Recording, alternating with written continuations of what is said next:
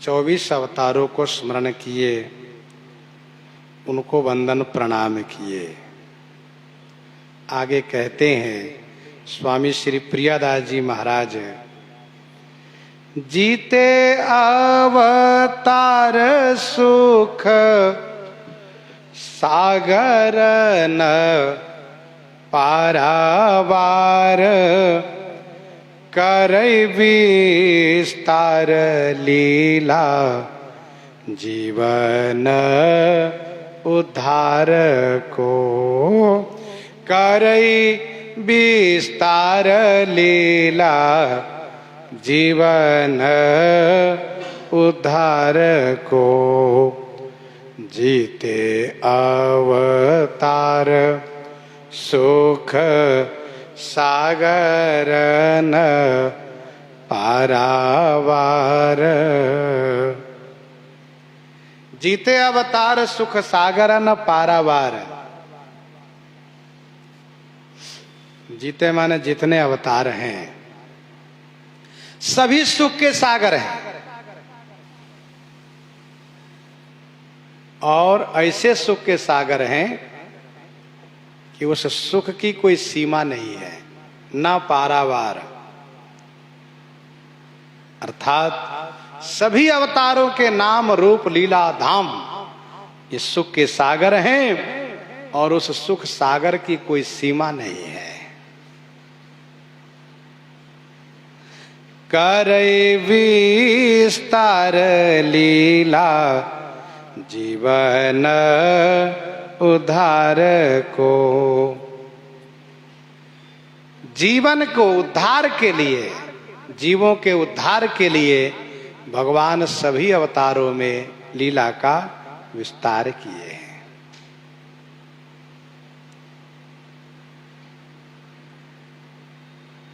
स्वामी श्री यमुनाचार्य जी महाराज कहते हैं, हे स्वामिन, आप स्वभाव से ही सबको अपने बस में करने वाले हैं। दान शूर हैं, गुणवान हैं, अति सरल हैं, पवित्र हैं, कोमल हैं, दयालु हैं, मधुर हैं, अचल हैं, अचल स्वभाव के हैं, सब जीवों के लिए समान है आप। कुशल हैं, कृतज्ञ हैं, तथा समस्त कल्याण गुणों के सुधा समुद्र हैं।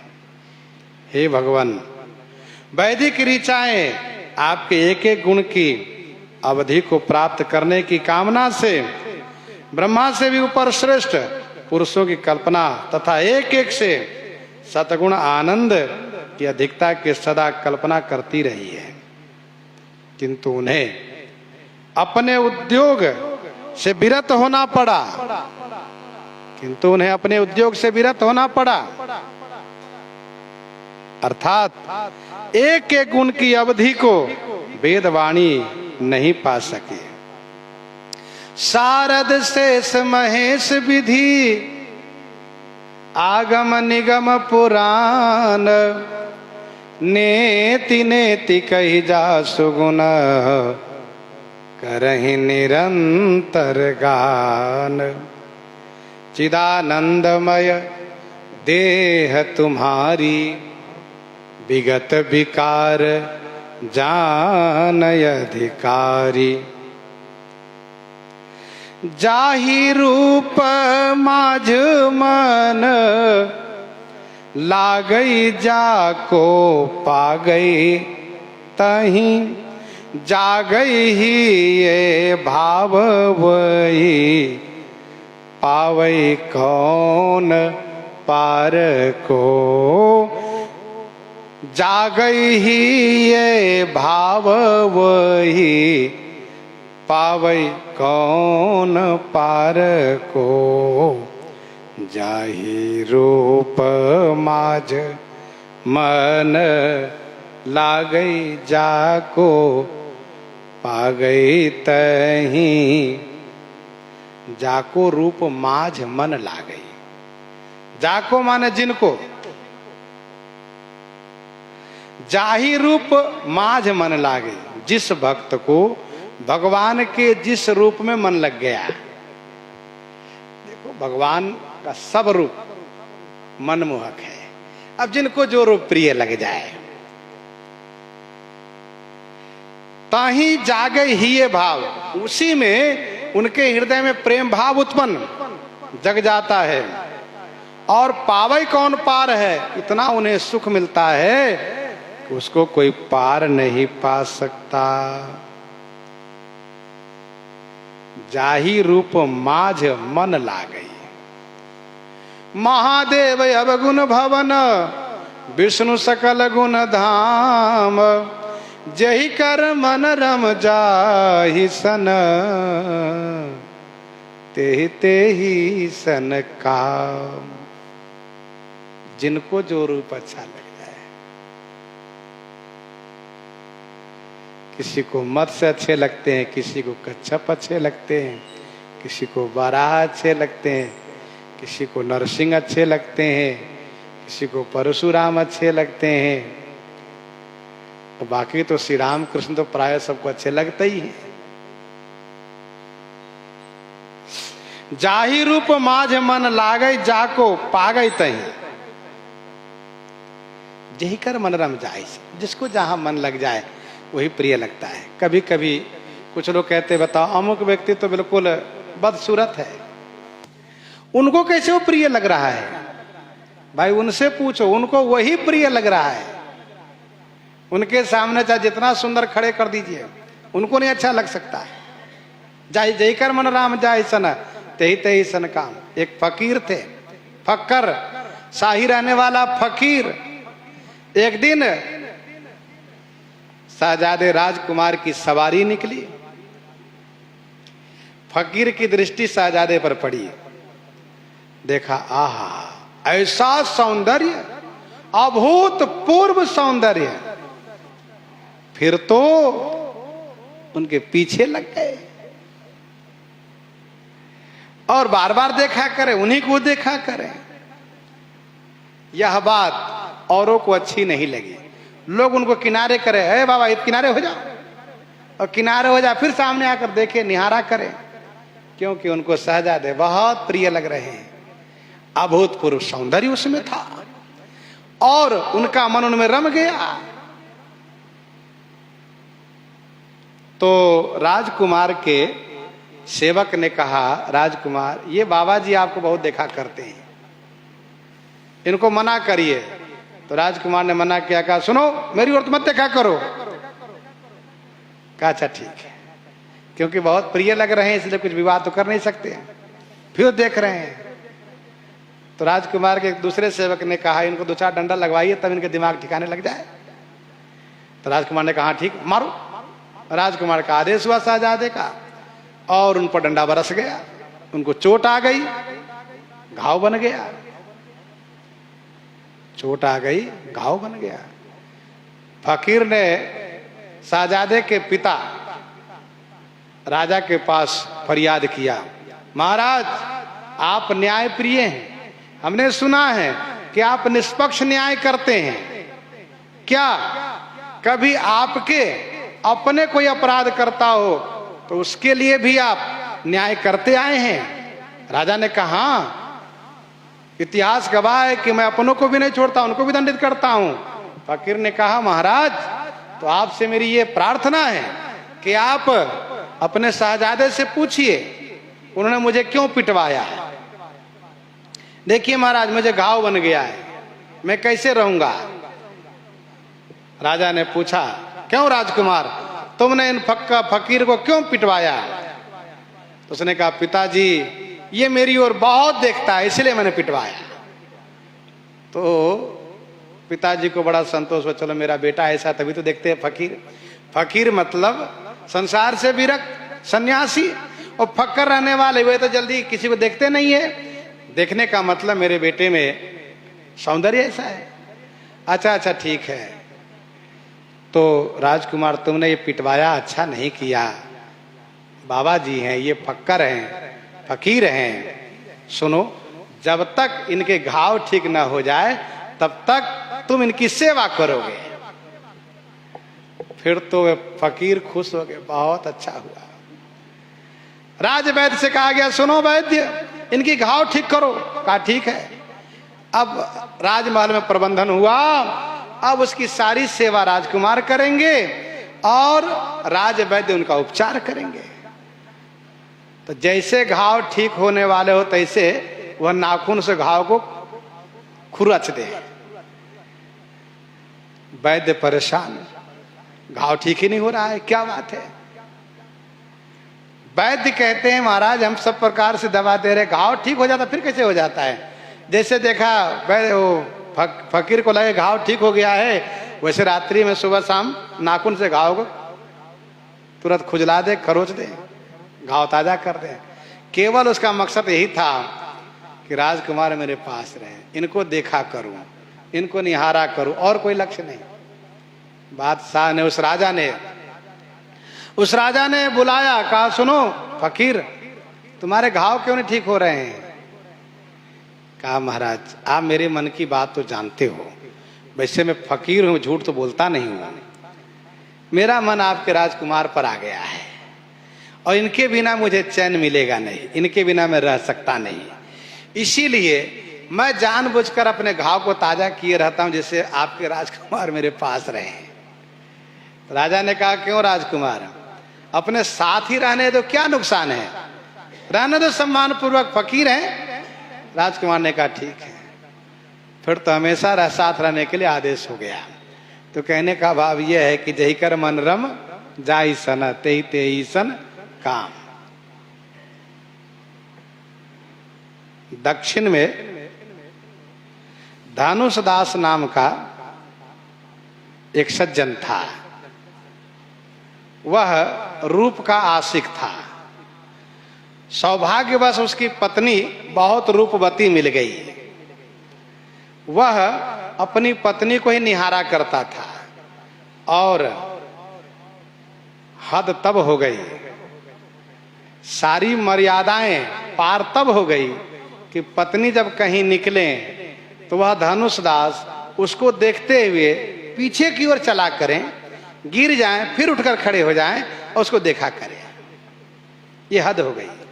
ठीक है उसकी पत्नी है, घर में देखा करें, लेकिन अब वो कहीं भी जाए तो उनके सामने आगे आगे पीछे होकर के चले, उनके सन्मुख होकर पीछे पीछे पीछे चला करें, मतलब उल्टा चले गए धनुषदास।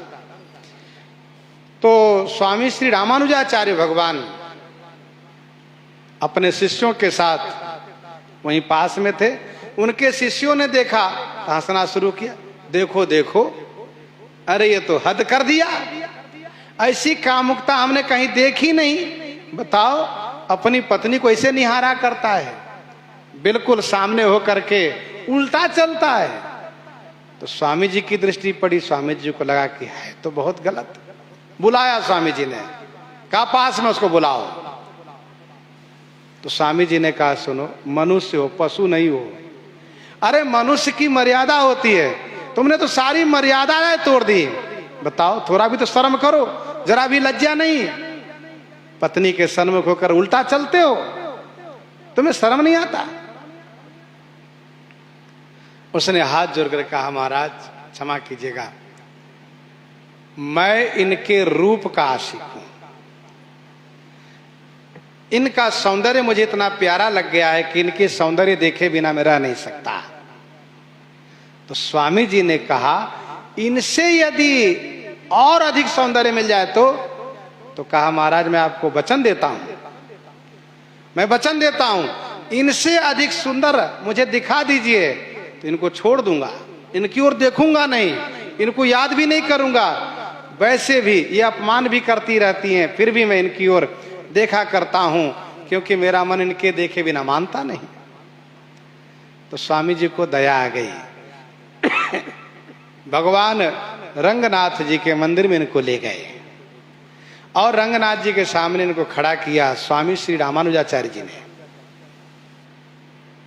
और ठाकुर जी से कहा जय जय प्रभु, आप जैसे भक्त को खोजा करते उसमें से एक ये भी है, आप इनको अपनी छवि एक बार दिखा दीजिए, ये आपके रूप के दीवाना हो जाए, आपके रूप का आशिक हो जाए, जिससे संसार में इनका भी सम्मान हो, लोग इनकी हंसी उड़ाते हैं और ये रूप के प्रेमी हैं, और आप जैसा रूप किसी में संसार में है ही नहीं।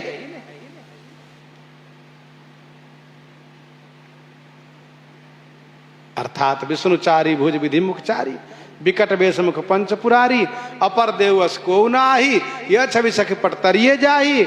इसलिए आप इनको दर्शन दीजिए।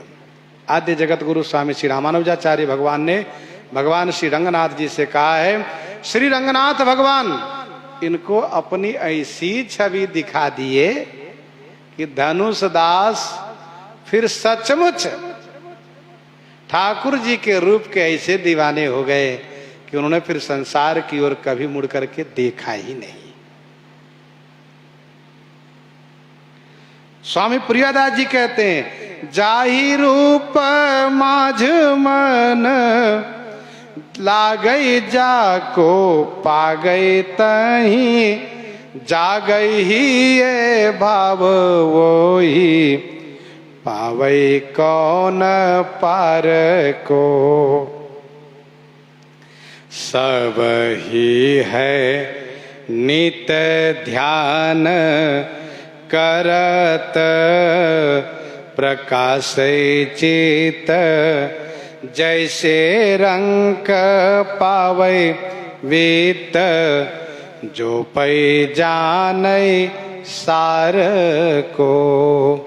सब ही है नित ध्यान करत, प्रकाश चित, सब ही है नित्य।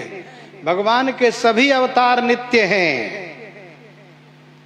पूर्णमदः पूर्णमिदं पूर्णात् पूर्णमुदच्यते, पूर्णस्य पूर्णमादाय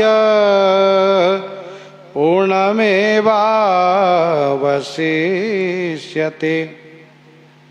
प्रभु पूर्ण है, जग पूर्ण है, सब पूर्ण से अवशिष्ट है, और पूर्ण से भी पूर्ण लेकर पूर्ण ही अवशिष्ट है। जिम दीप से दीपक जलाए, जिम दीप से दीपक जलाए, दीप में कछु नहीं घटई, परिपूर्ण इमि सर्वत्र श्री हरि संत श्रुतिया नित रटई। जिमि चतुर्दल अष्टदल खोडस कमल दल जानिए, है न्यून दल पै पुष्प पुरन इमि अघट हरि मानिए। जैसे एक दिया से हजारों दिया जला दो, उस दिया में कुछ नहीं घटा, सब एक ही है। वैसे ही भगवान सभी रूप में परिपूर्ण है, सभी रूप में परिपूर्ण है। वो भी पूर्ण, ये भी पूर्ण, ये भी पूर्ण, सब परिपूर्ण है। सब ही है नित्य ध्यान करत, प्रकाश चित। चित्त से ध्यान करने पर चित्त प्रकाश करत, चित्त को प्रकाशित करते हैं चित्त में।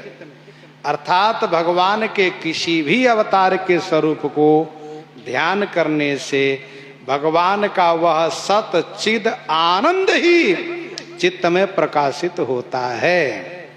क्योंकि राम सच्चिदानंद दिनेशा, जैसे रंग पावै चिबित, जो पै जानै सारस को। जैसे कोई रंग दरिद्र वित्त पावै, हीरा पा जाए, मणि पा जाए, और उसके महत्व को वह समझते हो, तो फिर उसके सुख का ठिकाना नहीं रहता है। जैसे रंग पावै वित्त, जो पै जाने सार को।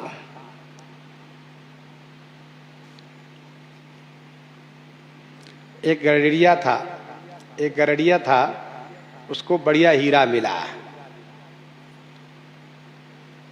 तो उसको पत्थर समझ करके बच्चों को खेलने के लिए दिया।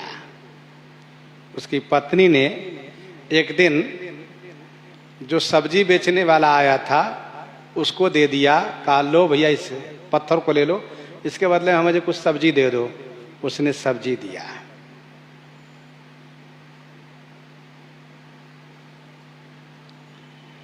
सब्जी वाले ने सुनार को बेच दिया, 10-20 रुपया दिया सुनार ने। सुनार ने सोचा कि ये बहुत चमकीला पत्थर है, हम अपने दुकान में लगा देंगे, दुकान की शोभा होगी। 10-20 रुपया देकर के उसको खरीद लिया। एक दिन उस हीरे को पहचानने वाला पारखी जौहरी आ गया। उसने देखा, कहा हीरा, कहा सुनो इसको बेचोगे? कहा मिल जाए, पैसा बेच लेंगे। कितना लोगे? कहा कितना दे सकते हैं आप? कहा 5 लाख। कहा नहीं नहीं इतने से नहीं, और दीजिए। कहा 10 लाख दे सकता, इससे अधिक नहीं। उसने कहा नहीं 15 लाख दीजिए तो दूंगा। कहा ठीक है ले लो। फिर सोचने लगा अरे 20 का तो वो भी दे देता है, चलो 15 तो मिला। 15-20 रुपया का पत्थर हमें 15 लाख मिल गया, अब क्या चाहिए। वैसे ही पहचानने की बात है। जो भगवान के स्वरूप को पहचान लेता है, क्योंकि गोस्वामी जी ने कहा जाने बिनु न होई परतीति, जाने बिनु न होई परतीति, बिनु परतीति होई नहीं प्रीति, प्रीति बिना नहीं भगति दृढ़ाई, प्रीति बिना नहीं भगति दृढ़ाई, जिमि खगपति जल कई चिकनाई। सार को पहचाने। केसनी कुटिलताई ऐसे मीन सुखदाई, अगर सुरीति भाई बसो उर हार को। केसनी कुटिलताई ऐसे मीन सुखदाई, अगर सुरीति भाई बसी ओर हार को। केसनी कुटिलताई, केसनी कुटिलताई, केस की कुटिलता सबको अच्छी लगती है। मन की कुटिलता किसी को अच्छी नहीं लगती। देखो भाई तुम मन के कुटिल हो। कर्म के कुटिलता नहीं अच्छी लगती, वचन की कुटिलता नहीं अच्छी लगती। देखो टेढ़ा ही बोलते हो तुम ठीक नहीं हो। लेकिन वही केस की कुटिलता, केस टेढ़ा हो, बहुत बढ़िया केस है इनका, बहुत बढ़िया अलकावली, इनके घुंघराले बाल है। केसनी कुटिलता ऐसे ही जैसे केस की कुटिलता सबको अच्छी लगती है। लोग चाहते हैं कि हमारे बाल भी घुंघराले बन जाए, हमारे केस घुंघराले हो जाए। वैसे ही भगवान के मीन बाराह कच्छप रूप भी सुखदाई सुखदाई है, सुखद स्वरूप है, अच्छे लगते हैं।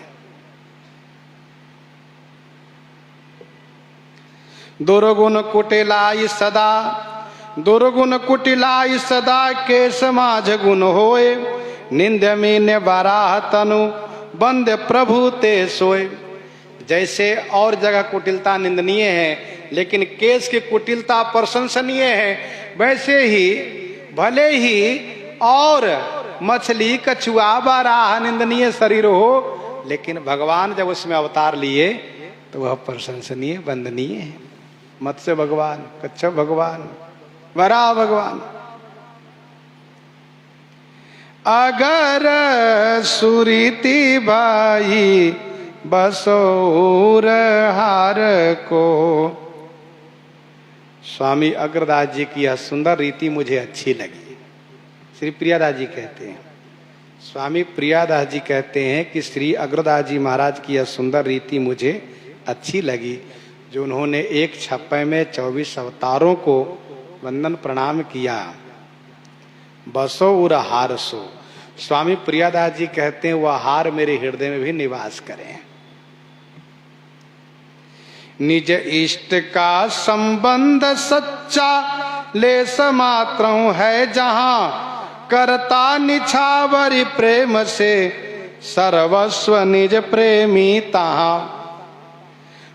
प्रत्यक्ष श्री हरि रूप की तो बात है, कहना कहा, यही है पुरातन रीति ज्यों ही साधु संतन ने कहा। स्वामी श्री प्रियादास जी कहते हैं, मेरे हृदय में वह हार निवास कर जाए।